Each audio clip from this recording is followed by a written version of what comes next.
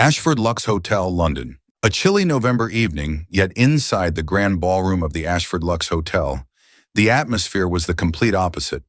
Warm, vibrant, and filled with an indescribable excitement. A crowd of journalists, investors, business moguls, and elite guests had gathered to attend the annual press conference of Ashford Lux, the prestigious luxury hotel chain led by Dylan Ashford. At the center stage, a row of microphones was set up, ready for the head of the corporation to speak. Spotlights shimmered, reflecting the opulence in every corner of the venue. Tables draped in pristine white silk, glasses of champagne glistening, and dazzling evening gowns created a perfect picture of grandeur. However, amidst the crowd, one figure stood out in a very distinct way. Blakely Street. Claire. She was not clad in the modest black dresses typically worn by female journalists, nor did she attempt to blend into the background. Instead, she had chosen a striking red dress, elegantly hugging her curves without being ostentatious. Her chestnut brown hair fell in soft waves, her blue eyes twinkled mischievously, and her lips curved into a knowing smile. Blakely Street Claire was not an ordinary journalist. She did not write dull articles like "Successful Businessman Shares Secrets to Success." No, her expertise lay in uncovering the truth, exposing the elite's schemes, and delivering the most captivating stories about them. The powerful figures of society could put on their cold, untouchable facades in public, but she always found a way to see their true selves. And tonight, her target was Dylan Ashford. Dylan Ashford, CEO of Ashford Lux, stepped onto the stage with a composed, charismatic demeanor. He was dressed in a perfectly tailored black Tom Ford suit, not a single crease in sight. Every step he took exuded the presence of a man accustomed to power, a man who refused to be controlled. Dylan despised the press. He was well aware of how articles could distort the truth, turning an insignificant matter into a scandal. But this press conference was necessary. He had to maintain his impeccable image and protect the Ashford Lux brand. However, as he stepped off the stage and began engaging with the gathered journalists, one particular gaze caught his attention. Blakely Street Claire. He recognized her instantly, an infamous journalist known for her razor-sharp articles that made even the most powerful elites wary. But she was different from the others. No rush, no hesitation. She took a slow sip of champagne, her eyes gleaming with amusement, before confidently making her way toward him. The first exchange. Dylan had just finished delivering a mundane response to an economic journalist when suddenly a voice, light yet filled with hidden meaning, spoke from beside him. "You hate the press, so why hold a press conference?" He turned to face Blakely. She stood there, her smile subtle, her eyes glinting with playful provocation. Unlike the other reporters, she did not hide her intent to tease him, nor did she show deference to his power. Dylan raised an eyebrow but remained perfectly composed. His voice was deep and steady. "I don't hate the press, I only hate inaccurate reporting." Blakely took another sip of champagne, her lips curling upward. "Oh, well, that's fortunate because I don't write those kinds of stories. I only write the truth." Dylan paused. Not because her words irritated him, but because she spoke with absolute confidence, as if daring him to challenge her statement. Finally, he leaned against the table slightly, and for the first time that evening, allowed himself a rare smile. Not one meant for the public, but one just for her. "I look forward to seeing what you write about me." When curiosity turns into a silent battle, Dylan was not the kind of man who wavered easily. He was used to being surrounded by beautiful women, accustomed to the cunning questions of the press, and familiar with the scrutiny of public opinion. But for the first time, he felt like a woman had read him in just a few exchanges. Blakely felt the same. She had encountered many powerful businessmen, men who either tried to charm her into manipulation or avoided her as if she were the plague. But Dylan Ashford was different. He neither shied away nor exuded arrogance. Instead, he responded with composure, intelligence, and a hint of challenge. The press conference continued, but for both of them, the real game had just begun. Blakely felt an unusual thrill. Perhaps Dylan Ashford wasn't just another dull billionaire, as she had assumed. And Dylan? He had seen thousands of beautiful women, but never anyone like Blakely Street. Claire, a woman who was sharp, charming, and utterly fearless in the face of power. People like them often had a tendency to drag each other into trouble. But who cared? Because at that moment, Dylan knew only one thing. He wanted to know more about her. Ashford Lux Hotel rooftop. The luxury bar? The press conference had ended, yet Blakely lingered at the bar. She had no intention of drinking much, just a glass to unwind after an evening of mental sparring with Dylan Ashford. But when she noticed he was still there, sitting a few seats away, a glass of whiskey in hand, his gray-blue eyes glinting with amusement as he looked at her, things started to take an unexpected turn. "Do journalists not have working hours?" Dylan asked, raising his glass, his voice deep and laced with mockery. Blakely tossed her hair and shrugged. "And what about CEOs? Shouldn't you be in your office, checking your hotel's revenue by now?" Dylan laughed. A real laugh, not the polite, calculated one that reporters often captured. That alone made Blakely feel slightly intrigued. He wasn't irritated by her teasing. If anything, he seemed to enjoy it. 1 drink, 2 drinks, 3 drinks. The conversation shifted from the hospitality industry to the elite society, the wealthy who loved to flaunt their riches, and the meaningless luxury items they surrounded themselves with. Blakely casually criticized those who owned countless identical suits just for the sake of stylistic consistency. "Seriously, does anyone actually need 6 identical suits?" She raised an eyebrow, leaning on the bar with a teasing tone. Dylan took a slow sip of whiskey, tilting his head slightly as he looked at her. "Absolutely, because I like perfection." "Perfection to the point of being boring?" Dylan laughed again. No one had ever called him boring, but it seemed like Blakely Street Claire enjoyed provoking him in ways no one else dared to. By the time the 5th cocktail appeared before Blakely, things began to blur. She remembered laughter echoing in the air, remembered Dylan's gray-blue eyes locked onto hers, remembered saying something about how he was too full of himself, and then a hazy mist took over. They had spent the night together. Welcome to today's story. How did you feel about the story you just experienced? Share your thoughts with us. We hope each story brings you meaningful and heartwarming moments. Don't forget to subscribe to our channel to become part of the Soul Stories family, where we tell tales that touch emotions and hearts. Our stories may not always reflect real life, but they are written with dedication to bring you engaging moments, inspiration, and a fresh perspective for your soul. Stay tuned and continue this journey with us. If you have any feedback or requests, don't hesitate to leave a comment. We always listen and cherish every word you share. Wishing you lots of luck and happiness. In the presidential suite, the morning after, a sliver of light slipped through the luxurious curtains, landing directly on Blakely's face. She groaned softly, turned over, and immediately sensed that something was very, very wrong. The bed was too soft, not hers. A faint scent lingered in the air, sandalwood mixed with something undeniably masculine and alluring. Blakely's eyes fluttered open, adjusting to the light. And then, oh my God, Dylan Ashford, Millionaire CEO, the man she had exposed last night, lying right next to her. Worse, he was wearing nothing but a thin sheet draped across his waist. Blakely froze for a few seconds. Her head throbbed like a drum, but her brain worked just fast enough to process the extremely precarious situation she was in. Her eyes darted around the room. A red dress on the floor, high heels abandoned near the door, a tie wrapped around the armrest of a chair. Dear God.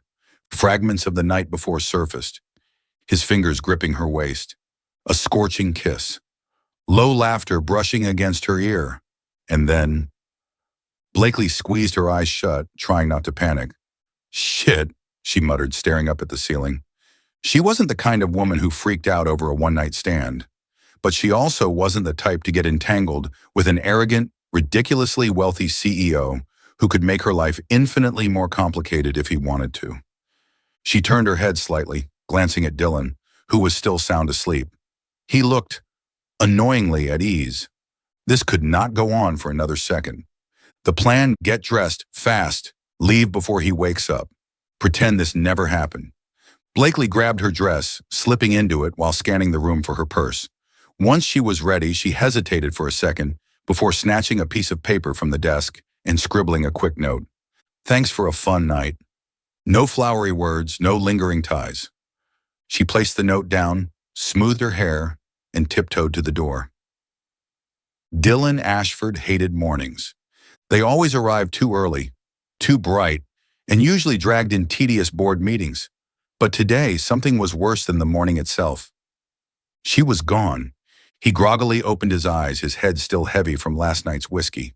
Turning over, he expected to find warm, tangled sheets and the presence of the woman who had stirred his curiosity far more than he wanted to admit. Instead, all that remained was the cold emptiness of the bed and a small note resting on the pillow. Dylan propped himself up on one elbow, rubbing the sleep from his eyes as he picked up the note. Thanks for a fun night. 8 words short, dismissive. She had actually left before he woke up. Dylan leaned back against the headboard, one hand resting on his forehead, the other holding the note, his gaze fixed on those few casual words. For the first time in his life, he was the one being left behind. Not that he had expected anything profound to come from last night, but Dylan was used to being the one who dictated how things ended. Women never walked away first, and yet she had disappeared as if last night had meant absolutely nothing. A smirk tugged at his lips, a mixture of amusement and irritation flickering in his stormy gaze. Blakely Street? Claire, do you really think you can walk away that easily? Dylan didn't like being treated as just another fleeting encounter. He didn't like this feeling, like he'd lost a game he hadn't even realized he was playing. And that only made him want to see her again even more. London Times newsroom, a few hours later. Blakely walked into the office with a large cup of coffee in hand, her head pounding like a drum. Please, no one talk to me this morning, she warned, heading straight for her desk. But before she could even sit down, her close colleague, Sophie, peeked over from the next desk, her eyes gleaming with curiosity. You disappeared after the press conference last night. Don't tell me you... No! Blakely cut her off immediately. Don't ask. Nothing happened. Sophie crossed her arms, tilting her head as she scrutinized Blakely. Really? Absolutely, Blakely nodded firmly. Nothing worth mentioning. Sophie raised an eyebrow, giving her a once-over before lowering her voice. Then why do you have the "I just slept with a billionaire" look on your face? Blakely nearly choked on her coffee. What? Oh, come on, Blake. Everyone knows Dylan Ashford is dangerously attractive. And you? You're a sharp, intelligent, and undeniably captivating journalist. The two of you facing off in a dramatic press conference, then just so happening to drink together afterward? Sophie whistled. I could write an entire novel about this. Shut up. Blakely shot her a glare, but her cheeks felt suspiciously warm. She tried to focus on her computer screen, but for some reason Dylan's image kept flashing through her mind. Those deep gray eyes, that half smirk laced with challenge, that deep voice whispering against her ear last night. Number Blakely shook her head, reminding herself it was just a drunken night. Nothing more. She would never see Dylan Ashford again. What she didn't know was, Dylan Ashford had other plans. The next night, London's winter chill. Blakely unlocked her car, sinking into the driver's seat with a deep sigh as the London night settled over the city. She had just wrapped up a long workday, enjoyed a quiet evening at her favorite cafe, and even made a stop at the grocery store for some croissants for breakfast. She was savoring this moment of peace until her phone buzzed in her coat pocket. A name flashed on the screen. Dylan Ashford. Blakely hesitated for a second, considering ignoring it. Then, with deliberate nonchalance, she answered, her voice indifferent, as if this call meant nothing. What do you want? On the other end, Dylan's voice was low, measured, yet every word felt like it carried something more. I'm outside your place. She arched a brow, glancing at the city lights around her, then replied flatly, Too bad, I'm not home. Silence, a brief pause, just long enough to make her feel slightly unsettled. Then Dylan spoke again. When will you be? Blakely tapped her nail against the steering wheel, debating whether to toy with him a little. In the end, she decided to be honest. Not sure. Then I'll wait. There was no hesitation in his voice. Blakely frowned. She had met all kinds of men, those who thought they were the center of the universe and those so dull she could barely remember their names. But Dylan didn't fit into either category. He was Dylan Ashford, a powerful CEO who never had to wait for anyone. And yet here he was, standing outside her home in the middle of a London winter. She didn't know what he wanted, and frankly, she didn't care. If he wanted to wait, let him. So she spent another hour at the cafe, leisurely sipping tea, scrolling through her phone, reading the news, acting as if the phone call had never happened. Then she took an extra lap around the grocery store, lingering in the bakery aisle for 10 minutes just to decide whether to buy an extra box of macarons. By 10 p.m., she finally headed home. She expected Dylan to be gone, but he wasn't. He was still there. Leaning casually against the wall beside her door, hands in his pockets, his expression unreadable, but clearly he had no intention of leaving. Blakely halted for a second. Under the dim glow of the streetlights, Dylan Ashford didn't look like the cold, untouchable CEO she had seen at the press conference. He looked like a man who had lost a game, but instead of walking away, he had decided to wait for his opponent to return for another round. She approached slowly, pulling off her gloves, her voice laced with curiosity. "What are you doing here?" Dylan glanced up at her, his gaze steady, yet tinged with something almost incredulous. "You left." Blakely chuckled softly, fishing for her keys in her purse, her tone teasing. "So you waited 2 hours just to tell me that?" Dylan folded his arms, tilting his head slightly as if assessing her reaction. "I want an explanation." "An explanation for what?" She unlocked the door but didn't step inside yet. Instead, she turned to face him. "That I'm not the kind of woman who wakes up, wears your shirt, and makes you breakfast?" Dylan leaned against the doorframe, the corner of his mouth lifting. "Exactly, because usually I'm the one who does that." Blakely laughed. She hadn't expected that response. She had thought he would be angry, or at least show a bit of the arrogance that powerful men often carried. But no, Dylan Ashford was standing outside her door, in the cold, not demanding, not accusing, just wanting to understand why she had walked away. She looked at him for a long moment before tilting her head, her voice still playfully mocking. "So, is it just your ego that can't handle the fact that I left first?" Dylan didn't say anything, just held her gaze with those piercing gray-blue eyes, searching for something in hers. 1 second, 2 seconds. Then he sighed, shaking his head as if he couldn't believe himself. "Maybe." Blakely blinked at him. This man, who was always in control of everything, now standing outside her home for 2 hours in the freezing cold, over a drunken night. She leaned against the doorframe, squinting at him as if debating something. Should she let him in? She wasn't in the habit of inviting men into her home late at night, especially not Dylan Ashford, a billionaire CEO who had just waited 2 hours in the cold for her. But the way he stood there, not frustrated, not demanding, just wanting a simple answer, was admittedly intriguing. Slowly, she pushed the door open wider, folding her arms. "If you've been standing out here for 2 hours, you're probably cold. Come in." Dylan studied her for a moment, then stepped inside as if it were the most natural thing in the world. The door clicked shut behind them. Blakely took off her coat, hung it up, then walked into the kitchen. She didn't rush to talk. Instead, she calmly poured 2 cups of hot tea. When she handed him one, she raised an eyebrow. "No alcohol. I'm not repeating last night." Dylan took the cup, a faint smirk tugging at his lips. "Who said I wanted to?" Blakely locked eyes with him, her own lips curving slightly. "You did." Dylan let out a rare laugh. She always knew how to surprise him.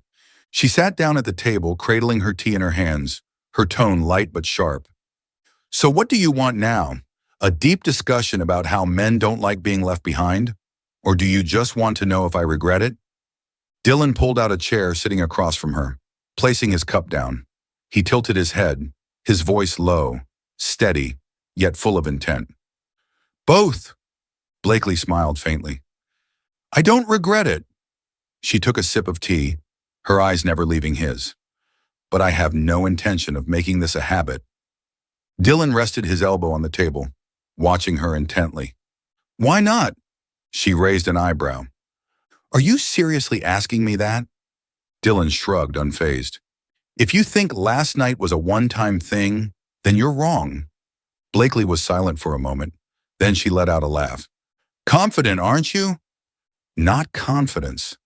Dylan shook his head slowly, his gaze deep and unwavering. Certainty, and I'd bet on it. The air shifted between them.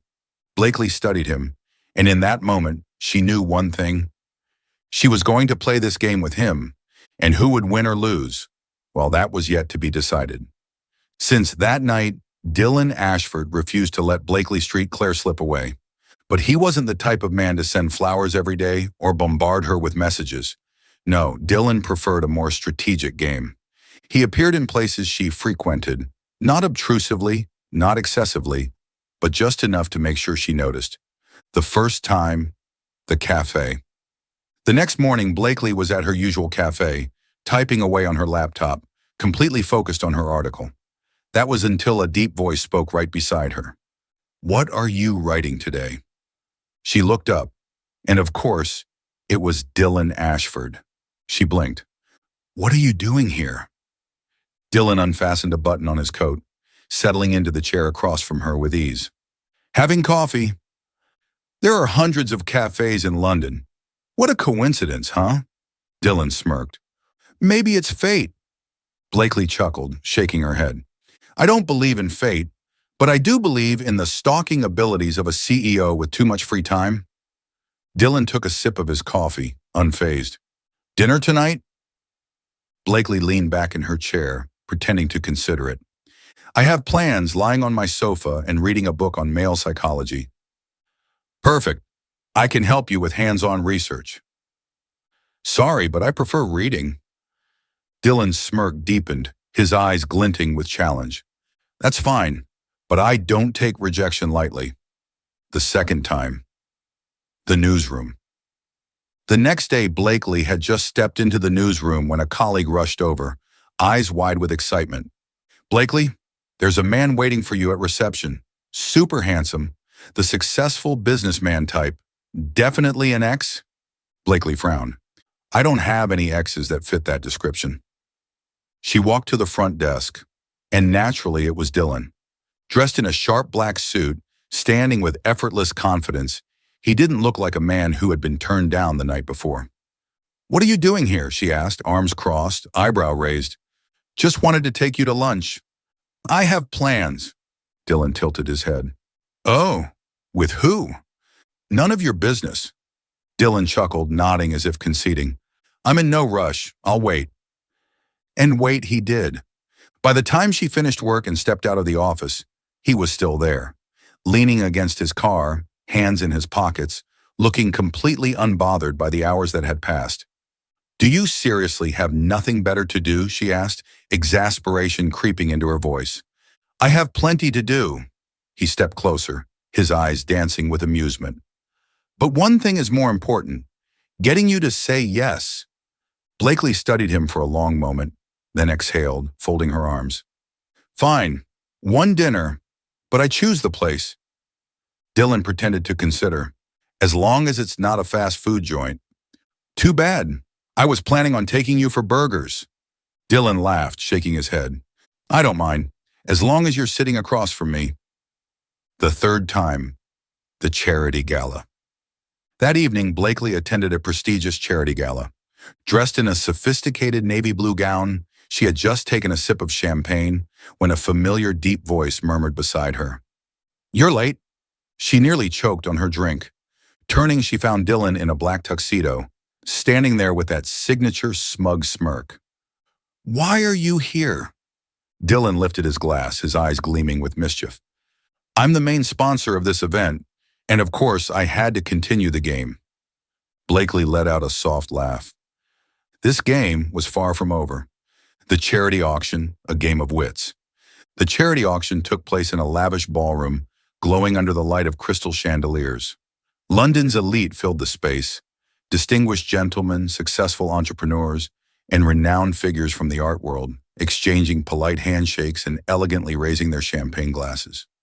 Blakely, draped in a deep crimson evening gown, moved through the crowd with her signature confidence.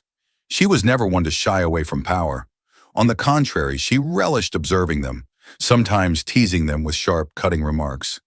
She had just taken a sip of champagne, prepared to enjoy a quiet evening, when a familiar, deep voice interrupted her thoughts. "We meet again." Blakely exhaled and turned her head, and just as she expected, Dylan Ashford.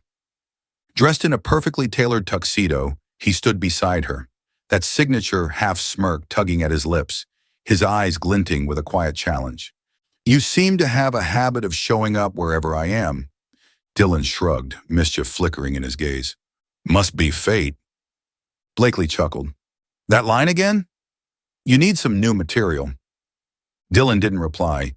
Instead, he took a champagne flute from a passing waiter and gestured toward the stage, where the auction was in full swing. "Are you planning to bid?" "Depends. Is there anything worth bidding on?" The auction continued, luxurious items fetching staggering bids. A painting by a renowned artist, a dazzling diamond jewelry set, a private wine-tasting evening with a Michelin star chef. Blakely remained largely uninterested, until the auctioneer excitedly announced the next item. "And now, ladies and gentlemen, we present a truly special prize, an exclusive luxury trip to Italy, 5-star accommodations, Michelin dining, and private jet travel." A murmur rippled through the room. This was undoubtedly one of the most coveted offerings of the evening. "Bidding starts at £50,000. Blakely arched an eyebrow, watching as a few wealthy contenders raised their paddles. "Arubadayiram, Yerubatayiram, Donurayiram." Then a voice, deep, composed, and utterly confident, cut through the air. 150,000. Blakely's head snapped to the side. Dylan had casually set his champagne down, raising his paddle without hesitation. The room fell silent for a few beats. Even the auctioneer seemed momentarily stunned before regaining composure and calling out, £50,000. Do we have a higher bid?" Silence. No one dared challenge the number. "Going once, going twice. Sold to Mr. Dylan Ashford." Applause filled the room. Dylan leaned back in his chair, smirking as he glanced at Blakely. "You didn't have to go to such lengths just to impress me." Dylan arched a brow. "Who said I bought it for you?" Blakely scoffed, unimpressed. "Then I suppose I'll wait to see who your lucky companion is." "Of course." She was about to walk away when the auctioneer spoke up again. "And as per tradition, the winner must now announce who they'll be taking on this luxurious getaway." The room hushed, waiting. Dylan turned to Blakely, amusement and challenge flickering in his gaze. "Miss St. Clair, do you like Italy?" She stared at him. "Are you trying to bribe me with a lavish vacation?" Dylan took a slow sip of his champagne, then leaned in slightly, his voice low and teasing. "I'm just curious to see if you can resist Italy." Blakely chuckled softly, but she didn't answer right away. She did love Italy. More importantly, she loved the game, and she would play it to the very end. Florence, a game of unexpected choices. Dylan Ashford's private jet touched down at Florence Airport on a breathtaking autumn afternoon. From above, Blakely could see the terracotta rooftops, the ancient cobblestone streets, and the Arno River winding like a silk ribbon through the heart of the city. She had traveled to many places in the world, but there was no denying that Florence had a charm of its own. Yet the strangest part of this trip wasn't the city, it was the man sitting across from her. Dylan Ashford, arms crossed, leaning back against the plush leather seat, he casually took a sip of fine Italian wine, his blue eyes flickering with something between amusement and curiosity as he watched her. "Are you ready to admit this trip is going to be unforgettable?" he asked, his tone carrying the slightest hint of self-satisfaction. Blakely scoffed, tilting her head. "I'll decide after I see if the hotel serves breakfast in bed." Dylan chuckled.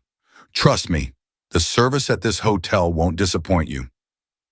The words were simple, but there was something in the way he looked at her that made Blakely realize this trip wouldn't just be a vacation. Venice, a confession by the canal. The next day they arrived in Venice. The crisp air of the canal city made everything feel impossibly romantic. What she hadn't expected was for Dylan to have arranged a private gondola ride. Blakely never thought she'd find herself on a traditional Venetian boat with a man like him. A man who thrived on control, always calculating his next move. And yet here they were. A gentle breeze tousled her hair, and as she reached up to tuck a strand behind her ear, Dylan was faster. He carefully brushed the loose strands away, his fingers lingering for just a second longer than necessary. His gaze was so focused, so intense, that Blakely felt her heartbeat stutter for a moment. I always thought CEOs like you only traveled on luxury yachts. Occasionally, I enjoy tradition. His smirk was unmistakable. They glided past the Rialto Bridge, a place steeped in legends, rumored to bless those who kissed beneath it at sunset with a love that would last forever.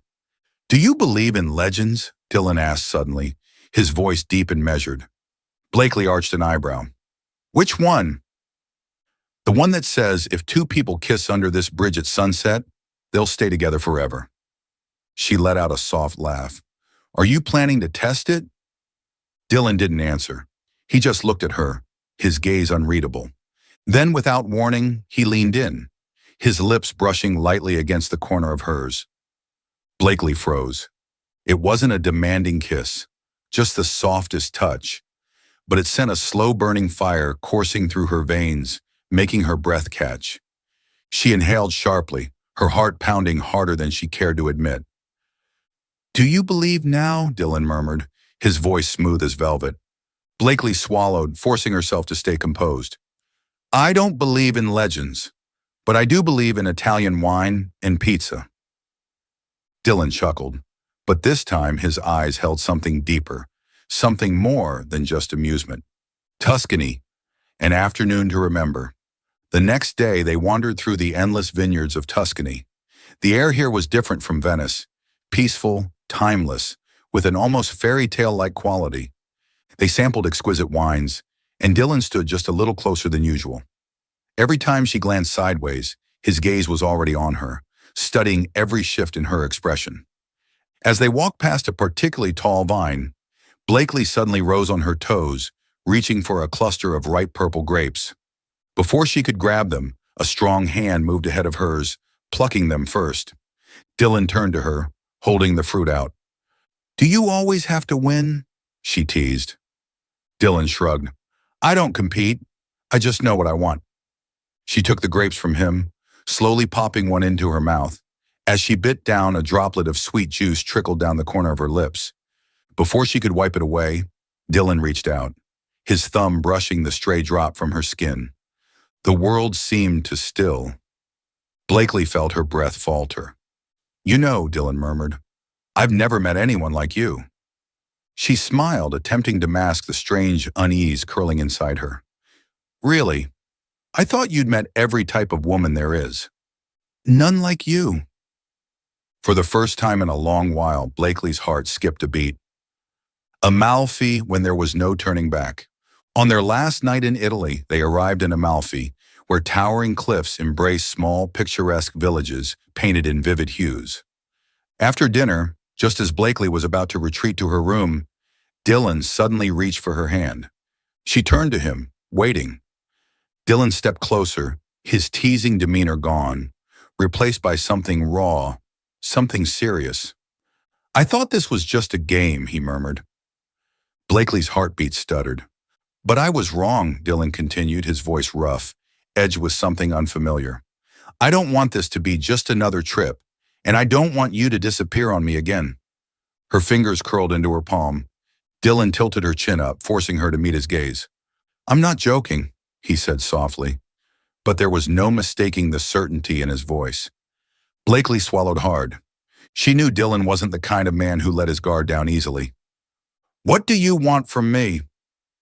Dylan didn't answer with words. Instead, he leaned down and kissed her. It was no longer a game, no longer a wager or a challenge. This kiss held something far deeper, a declaration, a silent answer. And in that moment, Blakely knew. She had fallen, and there was no turning back. The Ashford estate, when reality strikes. They were officially a couple now, but Blakely knew that sooner or later they would have to face reality. And reality had a name, Eleanor Ashford, Dylan's mother, a woman of impeccable elegance, formidable power, and standards so high they were nearly unattainable. Their first meeting took place at the Ashford estate, an imposing mansion standing on vast, pristine land in the outskirts of London. Blakely stepped into the grand sitting room, where large family portraits adorned the walls, and soft lighting reflected off the luxurious, velvet-upholstered sofas. She was rarely nervous, but even she had to admit, this felt suspiciously like an interrogation. Eleanor Ashford sat gracefully in a Victorian armchair, a delicate teacup in hand, her sharp eyes studying Blakely with clinical precision. "Miss St. Clair, I've heard quite a bit about you." Her voice was smooth yet laced with an underlying sharpness. Blakely smiled. "I hope it was all good things." Eleanor set down her cup, tilting her head ever so slightly. "A bold, outspoken journalist like yourself? I highly doubt that everything I've heard has been positive." Blakely arched an eyebrow, unfazed. "Honesty is a virtue, Mrs. Ashford." Eleanor pursed her lips and turned her gaze to Dylan, who stood nearby, arms crossed, watching the conversation unfold like a chess match. "Son, how exactly did you end up choosing a journalist with such a sharp tongue?" Eleanor's voice was calm, but the undertone was clear. She didn't approve. Blakely opened her mouth to respond, but before she could, Dylan spoke first. He stepped forward, his stance relaxed yet assertive, the perfectly tailored suit only adding to his quiet confidence. "Mother, if she didn't make my life more interesting, do you really think I'd ever settle for something dull?" Blakely blinked. For a moment she had been considering how to navigate this delicate conversation, but here Dylan was, casually defending her like it was the most natural thing in the world. Eleanor remained silent for a few beats before sighing and setting her teacup down. "Dylan, you've always been stubborn." There was a hint of exasperation in her voice. "But remember, love is one thing, suitability is another." Dylan didn't flinch. "Mother, you're speaking as if I'm not intelligent enough to know what I want." Eleanor shook her head. "My dear, intelligence does not always equate to the right decision." The air in the room grew tense. Blakely could sense Eleanor's disapproval, but if she thought Blakely would back down that easily, she was dead wrong. Blakely leaned forward, resting an elbow on the armrest, her lips curling slightly. "Mrs. Ashford, I understand you only want the best for your son, but may I ask you something?" Eleanor raised a perfectly shaped eyebrow. "Go ahead." Blakely tilted her head slightly, her eyes gleaming with something unreadable. "Do you believe that a woman who meets your standards of perfection could actually make Dylan happy?" Eleanor blinked, momentarily caught off guard. Blakely continued, her voice even but firm. "Dylan isn't the kind of man who thrives in monotony. If he wanted someone simply to sit beside him at high society events, we wouldn't be having this conversation, would we?" Dylan smirked, clearly enjoying this. Eleanor remained silent for a moment, her gaze unreadable. Then finally she stood and turned to Dylan. "You've made up your mind, haven't you?" Dylan nodded without hesitation. "I have." Eleanor sighed. "Then don't disappoint me." And with that, she left the room, leaving behind an unsettling silence. Blakely leaned back, taking a sip of tea. "I don't think she likes me very much." Dylan chuckled.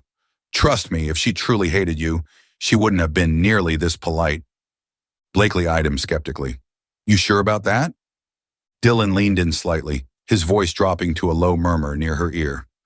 "I'm sure about a lot of things, and one of them is this. I've never been more sure about anyone the way I am about you." Blakely blinked. Damn, she thought she had won this round. But no, she had just fallen deeper into this game. When the world started watching, it wasn't just Dylan's family. All of London's high society and the media couldn't sit still in the face of the unexpected relationship between the cold-hearted CEO and the sharp-tongued journalist. That morning, as Blakely walked into the newsroom with a cappuccino in hand, all eyes turned to her. There was even a low whistle from a nearby desk. "Well, well, our queen of journalism is now the muse of the billionaire elite," a voice rang out, dripping with amusement. Blakely set her coffee down, leaning against her desk, arms crossed, arching an eyebrow at Matt, a sharp-witted political journalist who thrived on gossip. If I'm a muse, I'd be the kind that stirs up storms. She smirked. Linda, her colleague and closest friend, cut in, her voice serious. Blakely, are you sure this is worth the risk? Dylan Ashford isn't exactly known for commitment. He's famous for relationships that burn fast and disappear even faster. In the financial world, they call him ruthless. And the media? They call him the handsome bastard. Blakely interrupted with a small smile. I know, Linda. I'm a journalist, remember? Matt folded his arms, tilting his head. So tell me, what is this? A game? Or do you actually think he can change? Blakely took a slow sip of her coffee.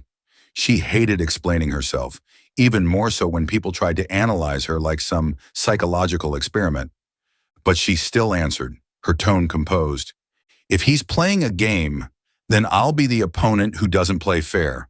And don't forget, in my game, the winner is always the one with grace and intelligence. The newsroom fell silent for a beat. Then Matt let out a laugh. God, I love how you convince yourself, Blakely. Linda, however, sighed. I just don't want you to get hurt. You know that, right?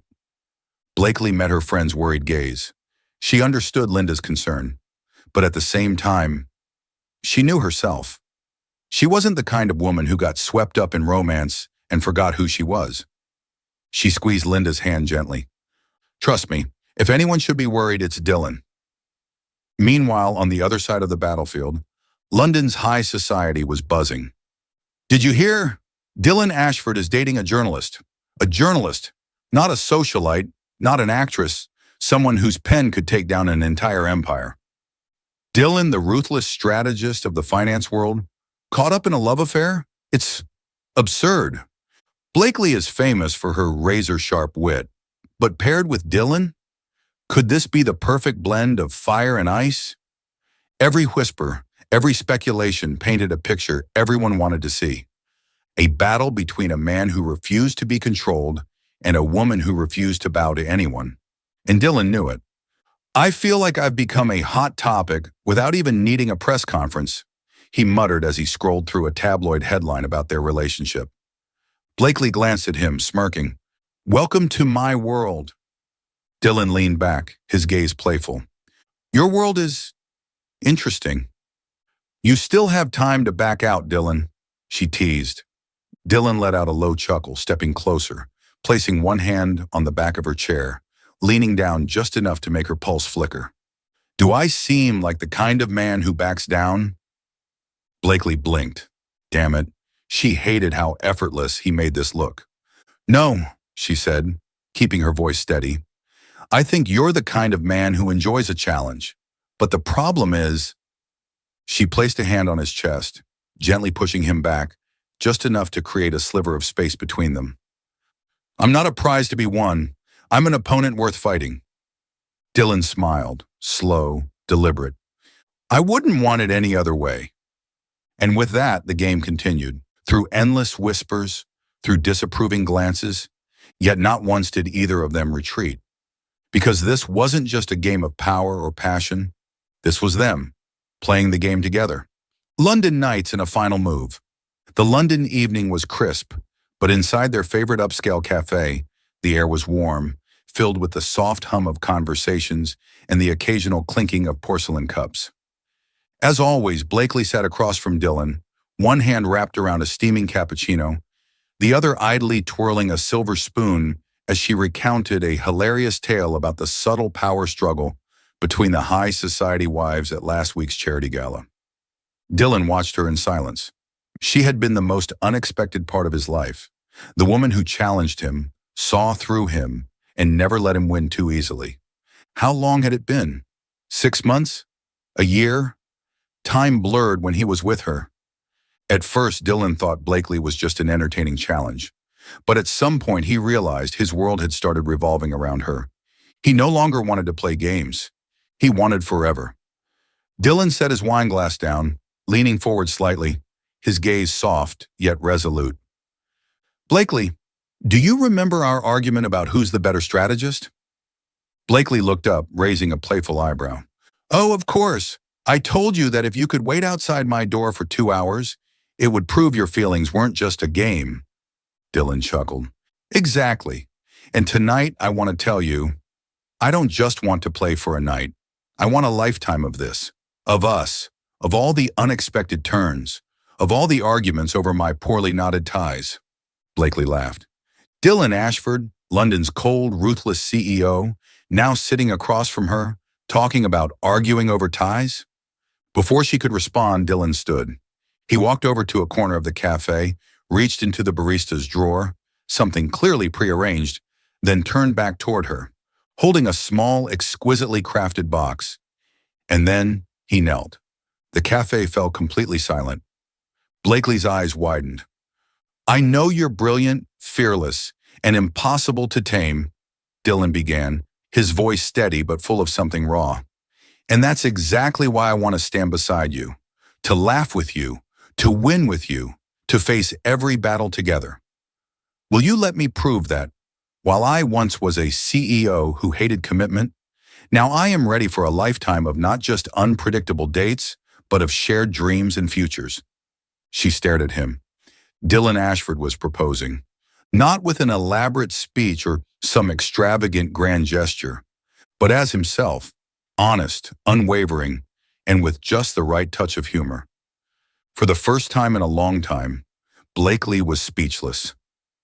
Dylan watched her, a flicker of nervousness in his otherwise confident demeanor. You're not thinking of running, are you? He blurted, making the entire cafe burst into laughter. Blakely snapped out of it, then laughed too. Dylan, you know, I used to think that everything between us was just a game. But then, every time you waited for me, rain or shine, I realized something different. She reached out, gently touching his face. I say yes. Applause erupted around them. Even the cafe staff and strangers smiled, caught up in the moment. Dylan slid the ring onto her finger. Good, because I've already planned the honeymoon. Blakely squinted. You're already thinking about the honeymoon? Of course, this time I'm not letting you walk away first. She laughed, loud, free, and completely unguarded, before pulling him up and pressing a kiss to his lips amid the cheering crowd. And just like that, the game was over.